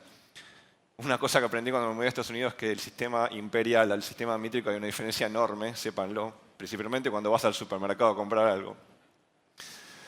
Pero yo eso los traje ya traducido, ¿no? 98 millones de hectáreas, hay 4,9 millones de hectáreas de cultivos intensivos, eso no es menor, y hay casi 1 millón de hectáreas de lo que es producción orgánica, que en Estados Unidos es muy grande, y esto lo remarco porque el mercado de biológicos, claramente, en esos mercados de intensivos y orgánicos es muy fuerte. Otro tema que me gusta remarcar es cómo es el farmer, ¿no? El farmer tiene 58 años en promedio, creció 1 año en los últimos 2 censos, contra Argentina, que es en 42 años, y Brasil 48 años. Estamos hablando de que más de 1/3 del productor de Estados Unidos es lo que sería un baby boomer, ya está en edad de retiro. Hay una generación que falta en el medio y hay, por suerte, una nueva camada de productores más jóvenes que viene creciendo, que creció mucho en el último censo, y sobre todo hay una categoría de productores que se llama nuevos productores, que son aquellos que tienen menos de 10 años en la agricultura, que viene creciendo profundamente. Hoy el principal tema que el productor mira todos los días es qué campo comprar en Estados Unidos. Pero les quiero que se queden bien con el tema de la edad, con el tema de cómo produce el productor. Estados Unidos produce en su campo, se queda él ahí, trabaja con agrónomos externos y trabaja mucho con los retails, con los distribuidores. ¿Bien? Un poco el gráfico que ya vienen mostrando mucho, ¿no? Creo que todos lo usamos, ¿no? Tales vos lo usaste. Estados Unidos, estamos hablando, ha crecido, hoy estamos en un 26% en lo que es biofertilizantes y estimulantes, en biocontrol en el 12%. Esto es el número de productores, que es muy importante, no es en área ni en mercado, hay que aclararlo, pero estamos en un 20%, en área está alrededor de entre 8 y 10 millones de hectáreas. Hay discusiones varias, ¿por qué? Porque está muy dispersado en todo el territorio. No hay como un lugar donde uno puede ir y medir. Por eso todavía cuesta mucho medir en el mercado de Estados Unidos. Y después les traigo algunos datos, como por ejemplo que el 11% participa ya en programas de carbono, que es algo que está empujando muchísimo el uso de este tipo de tecnologías como biológicos en Estados Unidos. Otros temas que les traigo es, bueno, el 83% conoce un poco de lo que son los biológicos, un 40% de ellos dicen que van a utilizar más biológicos. Hay solo un 37% de siembra directa, completa, después hay otro 35% de labranza mínima y el resto sigue siendo convencional. Esto no cambió en los últimos 4 censos. ¿Okay? Comparado con Argentina, comparado con Brasil, lo que es la siembra directa es un mundo. Y siempre la siembra directa, yo digo que estamos nosotros en países privilegiados, en donde tenemos un montón para hacer en teoría de calidad de suelo, de biodiversidad de suelo, que fue muy bien explicado acá. Otro tema que hay es el tema de los cultivos de cobertura, que sí vienen creciendo muchísimo. Ha pasado casi de 7 millones de hectáreas a 9,5 millones de hectáreas. Pongo esto porque son como drivers, ¿no? Como disparadores que pueden ayudar, o facilitadores que pueden ayudar a lo que es el mercado de biológicos. No queda otra que dividir entre cultivos intensivos y extensivos. Yo sé que lo que es Argentina, me voy a focalizar un poco más en los cultivos extensivos. Ya llevo 30 años en el mercado. Pero es importante entender que en cultivos intensivos, como en los orgánicos, la parte de biológicos es algo que ya está muy establecido, está muy instalado. Hoy, discutir que los extractos de algas se apliquen o no en fertirrigación en los cultivos intensivos es algo que no se discute ya, ¿no? Obviamente la presión es del mercado, las exigencias de residuos, ¿no?, que te pide el mercado es lo que más empuja. Y la parte en cultivos extensivos es mucho más baja todavía la adopción de productos biológicos, pero se ve un cambio mucho mayor, principalmente por el tema de contaminación, por el tema de la exigencia de aquellos compradores como empresas de alimentos, empresas de fibras en algodón, empresas más que están empujando lo que son programas de regenerativos o de prácticas regenerativas. Están apareciendo, están creciendo mucho. Les contaba que el 11% participa en programas de carbono. Por lo tanto, eso está trayendo mucho, la bioenergía, ¿no? El bioetanol, por ejemplo, hay incentivos impositivos del gobierno muy altos para aquellos que bajen la cantidad de emisión de gases de efecto invernadero, y eso favorece mucho lo que son biológicos que fijan nitrógeno, porque ustedes saben que el nitrógeno es uno de los principales gases, ¿no?, más peligrosos, es casi 300 veces más que el dióxido de carbono. Por eso es tan importante el tema de la fijación de nitrógeno, ¿tá? No voy a hablar mucho de los segmentos, creo que todo el mundo habló de estos. Yo los simplifico a veces en 3 porque ustedes vieron la tabla que presentó Nacho por ahí. Es bastante complejo y esto llamo a la industria a ordenar esto, a ser claros en los mensajes, a armar un nuevo playbook. Lo que se llama playbook es un tema de explicar bien qué es cada cosa. Y un gran desafío, ¿no? Creo que para Brasil debe ser también un gran desafío poder explicar cada una de esas combinaciones posibles con los ambientes y con un ser, con algo vivo, ¿no? Con algo muerto quizás va a ser un poquito más fácil, pero las interacciones que hay es algo bastante complejo, ¿no? Andreotti, vos lo mencionabas muy claramente. Pero el biocontrol viene cuando hay un problema. Brasil tiene un mercado muy grande porque tiene muchos problemas, tiene muchas aplicaciones. Entonces es un mercado muy grande. En Argentina no tenemos tantas aplicaciones, no tenemos tantos problemas. Entonces, la adopción en biocontrol va a estar relacionado a si existe un problema nuevo. Por ejemplo, en Estados Unidos, una de las cosas que sucedió hace poco fue el tema del tar spot, que es mancha de alquitrán, si no me equivoco, en maíz, que nació en el 2015 y en el 2021 explotó. Hoy está presente en más de 90 condados, que son aproximadamente unos 6-7 estados. Y no hay híbrido tolerante todavía a ese, y los productores están muy preocupados. Entonces aparece un nuevo problema, no hay un químico sintético que lo pueda controlar. Oportunidad que hablabas hoy para un producto biológico. En bioestimulantes, bueno, toda la parte del estrés abiótico es claro, ¿no? Todo el tema de sequía. Estados Unidos pasa 4 años de sequía. Este año vamos a ver cómo sale. Está todo sembrado, terminando de sembrar. Vamos a ver qué sucede. Pero es un tema bastante importante para la parte de estrés y resiliencia de cultivos. Y lo que hay biofertilizantes, como les dije, todo lo que es reemplazo en el caso de Estados Unidos, porque están ya en los umbrales altos de fertilización nitrogenada comparado de vuelta con otros países. Creo que Brasil en maíz está en 140 kilos más o menos por hectárea, 160 dependiendo la región. Argentina estamos en 120, 130. Estados Unidos 200, 210. Entonces, cuando uno viene con un biológico, habla de reemplazo. Quizás acá en Argentina vamos a tener un desafío inicial de colocar por encima, de complementar lo que es la fertilización actual. Hay muchos frentes de discusión. Ustedes vienen escuchando, el productor está confundido y créanme que he hablado con muchísimos en Estados Unidos y entre el tema de la sustentabilidad, de la agricultura regenerativa, hay que reducir la emisión de gases, los programas de carbono, que las nuevas tecnologías, que lo digital, que los incentivos federales, que las tasas, no adopta. ¿Sabes qué dice? Mejor no lo hago porque esto genera. Entonces esto es un llamado a Argentina, a nosotros, inteligentes a la hora de empezar a fomentar todo esto. ¿Cómo adopta un producto? A través de 3 grandes puntos, ¿no? Uno agronómico, la producción es una fábrica a cielo abierto donde tiene 2 variables que no se controlan, principalmente el extensivo, que es el mercado y el clima. Si es una cuestión agronómico, si produce más rendimiento, si soluciona un problema como hablábamos antes, si se adopta o no a las máquinas que tengo hoy en día, si es compatible en la mezcla, como si es más, las formulaciones son más estables o no más estables. En lo económico y financiero, si me va a traer retorno, si el esfuerzo vale, así piensa el productor en Estados Unidos. Y en lo emocional es cuando de golpe aparece la mancha del alquitrán y salen todos desesperados a ver qué opción hay.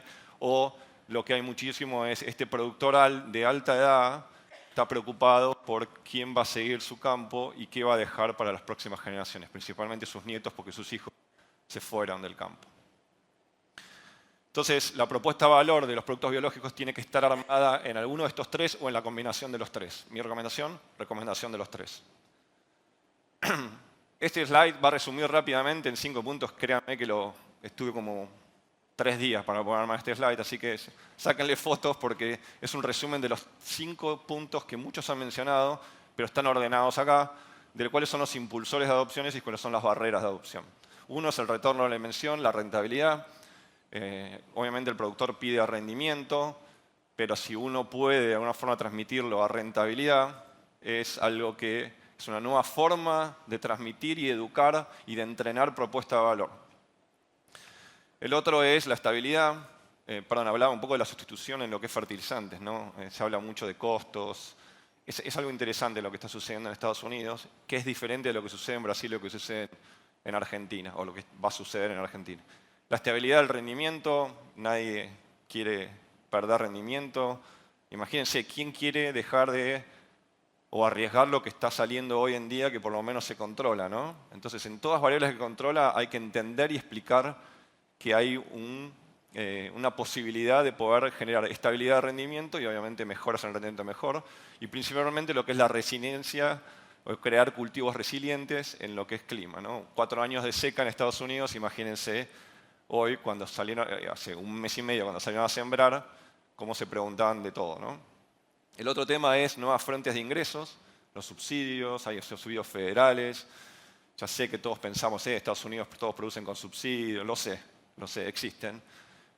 Pero hay muchos que son seguros, los subsidios que conocemos son seguros de rinde, ¿no? En Estados Unidos el gobierno trata de asegurar una base de producción para poder generar la economía que tiene que generar. Y también están los incentivos públicos y privados y los programas que las empresas de alimentos, las empresas de energía traen. La alineación regulatoria con los incentivos, hablamos un poco de lo que es en frescos o en vegetales, los residuos, ¿no? que pide el mercado, como también la parte regulatoria y las discusiones que hay entre el USDA y el EPA, que son los que regulan. Bueno, hay una discusión interesante, por suerte hay un nuevo proyecto de ley de Padilla y Marshall que presentaron para que se regule todo esto y se acelere de una vez por todas, porque todavía hay 80 productos en la fila sin aprobarse en Estados Unidos. El otro es soporte y confianza en el producto y en el agrónomo independiente y en el agrónomo del retail, ¿no? El productor americano no tiene un agrónomo propio, es muy difícil, que obviamente está muy generalizando. Tiene más agencias de agrónomos externos a diferencia de lo que estamos acostumbrados acá en Argentina. Y el retail es clave, sobre todo para la parte de biofertilización. El mercado de Estados Unidos es un mercado de blends o de mezclas que maneja el retail. El retail hace mezclas. Yo quiero un 30, 25, 20, 0. Y el retail lo produce y se lo da al productor. Entonces, cuando uno entra con biofertilización, se encuentra con una llegada al mercado, una entrada al mercado mucho más compleja. Como barreras, la variabilidad de desempeño, lo he hablado varias veces en las charlas, la parte de falta de protocolos agronómicos, validados, reproducibles.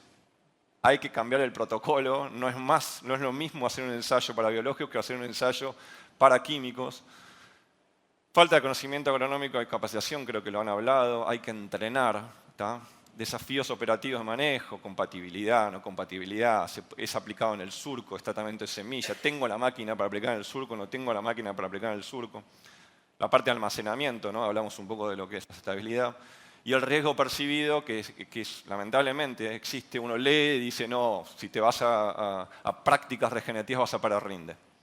Bueno, en nuestros países, y sobre todo en Brasil, se ha demostrado que eso no necesariamente es así en el caso de los biológicos. Vamos a acelerar un poco porque me voy a quedar sin tiempo, si la cámara me acompaña. Bueno, ensayos. Acá me quiero parar un ratito. Es un sistema complejo.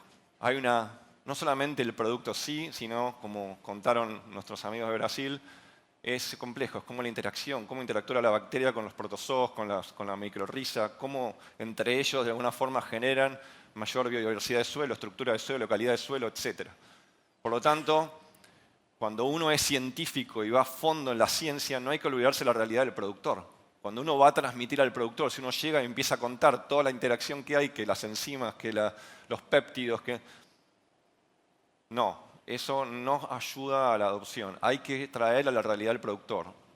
Por eso los ensayos hay que rediseñarlos y es diferente un ensayo que se hace para entrar al mercado y un ensayo que se hace para escalar el mercado. O sea, hay que rediseñar dependiendo del tipo, si es un biocontrol, si es un biofertilizante, si es un bioestimulante.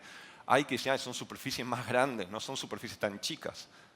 Por lo tanto, cuando uno va a un productor y le dice, dame 40 hectáreas para hacer un ensayo, es diferente que cuando antes íbamos y decíamos, dame 0,01 hectáreas. Hablo de ensayos con productor a campo, ¿tá? No hablo de microparcelas, etc. Hay que definir las observaciones. A veces una bacteria produce más disponibilidad de nitrógeno en la planta, miro a los profesores, ¿no? Más disponibilidad de nitrógeno en la planta, lo cual no significa que la genética, como vos comentaste, tenga la capacidad de expresar y utilizar todo ese potencial de nitrógeno que está dentro de la planta. Entonces, ¿qué hay que medir? ¿Rinde o hay que medir otro tipo de variedad? ¿Cómo explicás la propuesta de valor después? El contexto, midan todo, el suelo, el clima, los históricos de las prácticas, qué cobertura, qué no, qué rotó, y lo económico también. Si no, ¿cómo van a explicar el retorno? ¿En un Excel? No. Aprovechen, ya que están ahí, hagan y midan todo.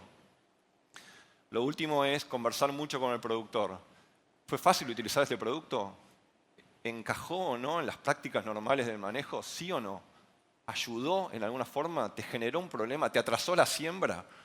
Eso es importante también para... Créanme que en algunos casos esa es la variable de adopción. Y por último, reportes intermedios y también finales rápidos. No esperen tanto tiempo.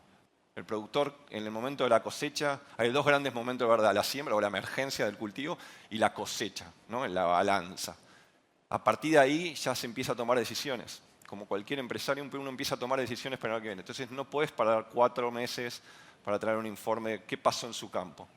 El ensayo pasa a ser algo aislado a un sistema de inteligencia de validación donde hay que ayudar a reducir la incertidumbre, el riesgo que hablábamos antes y facilitar la toma de decisión. Ahí acelera la adopción. Hay que rediseñar la forma de analizar, un poco ya hablamos de este tema. No me ayuda el botón, no me reten después. Otro tema, hay que incorporar recomendaciones de otras prácticas que son afines, como los cultivos de cobertura. En Estados Unidos, imagínense, la siembra directa, ¿no? Gran discusión que hay. Si uno toma Estados Unidos, lo que le mostraba, empresas de productos va y se va a Iowa, o se va a Wisconsin, o se va a Illinois, que sí, es un mercado enorme, pero ese productor le va muy bien, y para que cambie algo, tiene que haber un problema muy característico. Entonces, ¿dónde se está adoptando mucho más? En todo lo que es alrededor que es donde está habiendo mucho más estrés, donde está habiendo mucho más estrés abiótico, estrés biológico también, donde se usa más siembra directa, donde está la soja de segunda, todo el Mississippi, por eso lo marqué el Mississippi, porque está la soja de segunda ahí. Entonces, no hay que hablar simplemente del producto, hay que hablar de otras cosas que quizás puedan ayudar, o asociarse. ¿Qué pasa en formulaciones? Bueno, no voy a hablar mucho de lo que ya contaron, porque pasa lo mismo en Estados Unidos. Lo que sí se está discutiendo y muy activamente es el tema de descentralizar la producción y la formulación. Es poder tener los productores en su campo, la fermentadora y la productora del producto biológico para automáticamente salir a aplicar lo antes posible. Eso sí se está hablando. Y la otra cosa que se está hablando, además de los prebióticos, ¿no? de poder fomentar y dar alimento a ese material biológico, es el tema de alguna forma, generar mejores interacciones entre las especies que está habiendo en el suelo. La alianza público-privada de Estados Unidos es fantástica, las universidades es algo increíble, el productor cree mucho en el profesor, ¿no? en las universidades. Me encantaría ver lo mismo acá en Argentina, en mi país. Y el otro tema que hay es el USDA y el EPA y todas esas entidades que existen, que ustedes leen y escuchan por ahí todo el tiempo, realmente, y esto lo voy a decir en voz baja, se matan entre ellos, pero se sientan a charlar para solucionar alguna cosa que haya que solucionar. Lo mismo reconozco de lo que es Embrapa, de lo que es Brasil, en ese tema de la parte de entidades o instituciones, la verdad que hay que sacarse el sombrero. Y el último tema que hay es el tema de la cadena de suministros. Las empresas de alimentos, las de fibra, las de energía, vienen con muchos incentivos y muchas inversiones para poder producir de otra forma. Entonces, acá también les traigo otro llamado, que es hay que dejar que vengan con estas inversiones, hay que escucharlas. Hay que tener un poco de cuidado con las definiciones de la agricultura regenerativa, de lo que es, ¿no? Agricultura sustentable, climate smart, hay muchas definiciones ahí. Si quieren, hablemos en el pasillo cuando quieran. Pero hay que tener mucho cuidado ahí. Eso lo que trae es un incentivo, un dinero, una parte económica. ¿Se acuerdan las tres bolas? La parte económica le trae una base al productor que le da una seguridad, lo reduce el riesgo económico para hacer el cambio.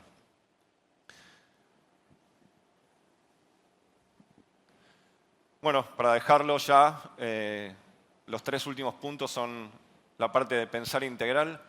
En Estados Unidos se piensa mucho integral, eso es algo que a mí me encantó ver.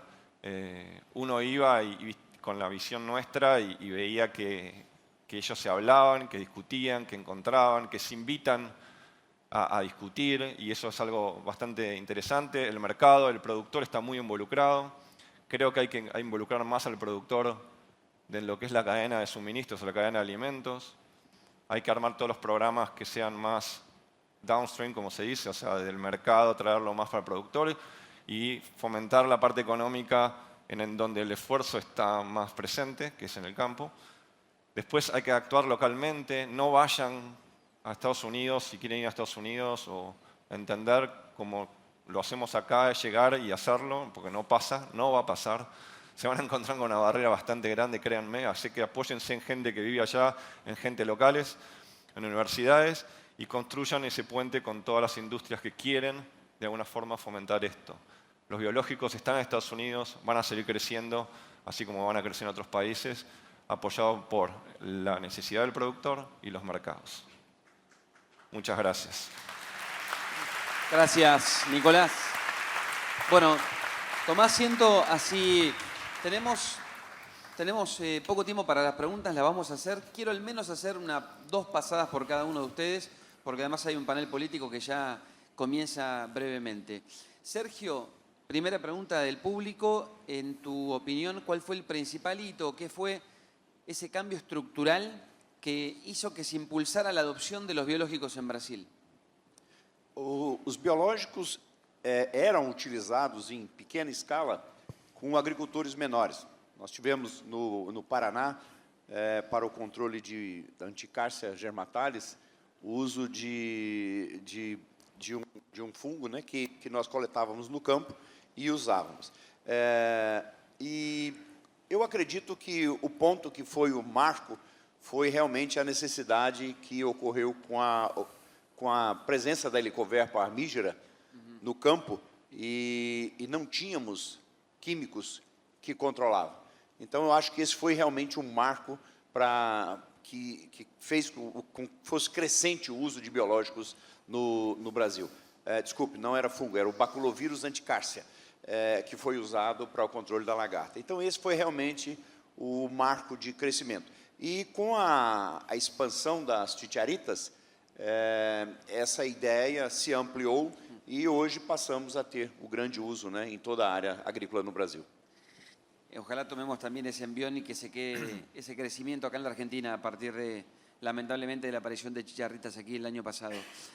Valoro ese tiempo de respuesta, ojalá lo podamos mantener para todos, así hacemos estas dos pasadas.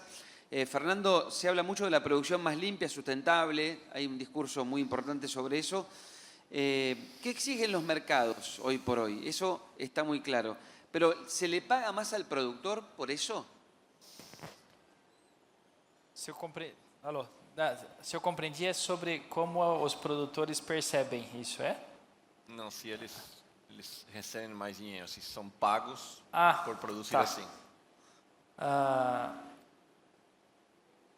O retorno ao produtor financeiramente falando, ele vai vir de várias formas. A primeira e mais importante de todas é na produção agrícola, o produto final que ele vai vender. Por exemplo, o mercado de carbono. Se pensarmos em mercado de carbono, o produtor que entrar na estratégia de fazer um manejo para carbono, para ganhar dinheiro com carbono, já começou errado. Porque sempre que ele acumular carbono em solo, ele vai ter muito mais ganhos na cultura do que no carbono que ele vai vender. O biológico é igual. Sim, é desejável que tenha. Em cana-de-açúcar existem benefícios por ter um sistema mais equilibrado. Em outras culturas se busca isso, mas a adoção de biológicos não deve ser relacionada a algum tipo de pagamento adicional. Ela deve ser relacionada à busca de eficiência na agricultura. É a mesma coisa que a gente fala, então eu vou comprar fertilizante se alguém me pagar um benefício. Não, eu compro fertilizante porque é importante para o meu sistema de produção. E o biológico é o mesmo conceito. Ok. Tales, vos mencionaste la importancia de la formulación para extender la vida útil de los productos. ¿Qué consejos darías a la industria argentina para superar los desafíos logísticos y mantener la eficacia de los biológicos en el punto de uso? Perfecto. Tiene que trabalhar com produtos novos, com produtos tecnológicos, a trabalhar com produtos que têm shelf life, porque isso é um gargalo de toda a cadeia, tanto da logística para a utilização, para não ter problemas com a mescla de químicos. Tiene que trabalhar com produtos tecnológicos. Tiene muitos, em Brasil, exemplo, tiene muitos produtos registráveis como mais do mesmo, que eu falo, as commodities biológicas, que não tem shelf life estendido, tem 2, 3 meses de shelf life. E isto está vindo com um boom de tradicionais, de commodities, que pode prejudicar um pouco o mercado, mas principalmente as empresas que estão na ponta, que estão liderando o mercado, estão a ofertar produtos com tecnologia, produtos que cambiam a estrutura dos micro-organismos, as bactérias trabalham com endósporos, os fungos estão a cambiar para trabalhar com blastósporos, com novas estruturas, que tem isto como um preceito fundamental, shelf life e sem necessidade de refrigeração, porque isto agrega custos, né, em todo o sistema. Então, tem que trabalhar com produtos tecnológicos, trabalhar com produtos de qualidade. Gracias, Tales. Vos, Nicolás, mencionaste esta necesidad de rediseñar los ensayos y los protocolos de validación de los biológicos. No sé cómo vas a hacer, pero si podés brevemente explicar cómo implementar un modelo de validación local que tenga en cuenta la realidad argentina. Creo que es válido para todos los países, no sé si hay una realidad. Lo que sí es, lo que comenté creo que bastante rápido, es no solo quedarte con el producto en sí y el efecto que genera o para lo cual fue investigado y creado, sino quedarte con esa interacción que hay con el ambiente, como Andrea comentaba un poco de lo que era el clima, el suelo, Para mí también son las prácticas, la rotación, la diversidad que hay de cultivos, cultivos de cobertura. Entonces, para mí el rediseño pasa, al ser un material vivo y interacciona con otras especies, hay que estar midiendo cosas que hoy no estamos acostumbrados a medir en lo que es químicos. Y hay que poder también medir en diferentes clústeres o segmentos de suelo, de clima y de prácticas. Para mí esa es la forma y después puedes extrapolar. Y el otro tema que hablo es superficies más grandes, tienen que ser más grandes porque se mueve, ¿no? O sea, uno tiene que tener la posibilidad después cuando ve el testigo versus al tratado de poder seleccionar regiones que no estén influenciando porque están muy cerca una de la otra. Y por último, creo que la parte de métricas, ¿no? Métricas hoy, la tecnología que hay te permite hacer unas extrapolaciones y unas predicciones a largo plazo que vale la pena hacerlo. Pero eso sirve para todo, para Brasil, para Estados Unidos. Me pasó haciendo ensayos en Canadá, Estados Unidos, en Brasil y en Argentina, que la mejor forma es poder, siempre hablando de ensayos con productores, ¿está? A campo. Es importante poder traer la realidad local y medir todo. No hay que dejar de medir nada. Para eso las tecnologías. Porque además el productor lo demanda a la hora de decidir, obviamente. Si hablamos de que adopta por una cuestión agronómica, Claro. económica, Claro. bueno, hay que medir todo. Sergio, la pregunta del millón. ¿Crees que los insumos biológicos van a reemplazar total o parcialmente a los pesticidas químicos? A curto e médio prazo, eu não acredito que venha substituir os químicos. Acredito que eles vão continuar de forma integrada, talvez em alguns casos aumente o uso de biológicos, em outros é possível, né, como o caso das malezas, ainda é muito difícil de se ter no campo produtos, como o Thales mostrou, já estamos evoluindo nisso, mas, desculpa, Más bien complemento. acho que ele vem de forma a complementar. No caso dos risóbios, no Brasil praticamente substitui por todo o uso de nitrogênio. Não há necessidade, já fizemos vários estudos, não há necessidade de colocar nitrogênio elementar, né, para a nutrição de planta. Os risóbios conseguem fazer isso muito bem. E o nitrogênio é usado mais como um aditivo ou um estimulante do que simplesmente para suprir as necessidades nutricionais da planta. Gracias, Sergio. Fernando, ¿hay alguna manera que hayan identificado para gestionar la microbiología del suelo de una manera ágil y eficiente, pero a gran escala? Sim, sem dúvida.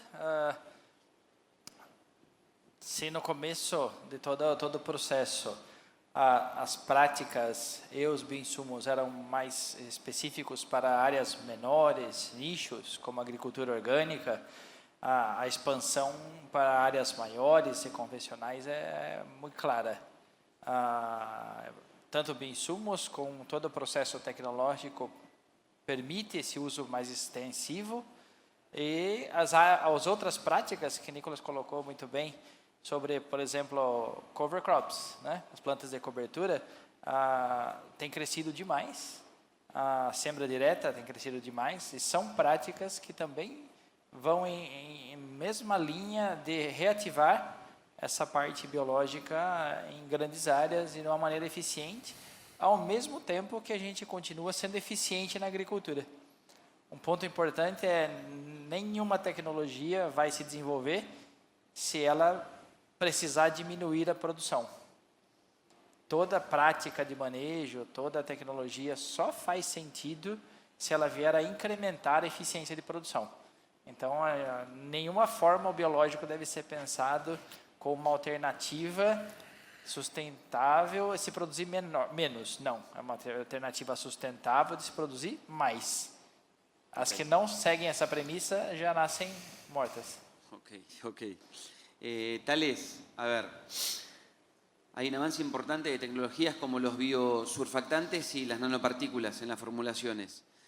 La idea y acá el desafío es que se empiecen a utilizar, que el productor argentino las pueda empezar a integrar a su manejo habitual la pregunta es si eso lo ves posible aquí en la Argentina y cuál es el papel de los metabolitos en una formulación biológica.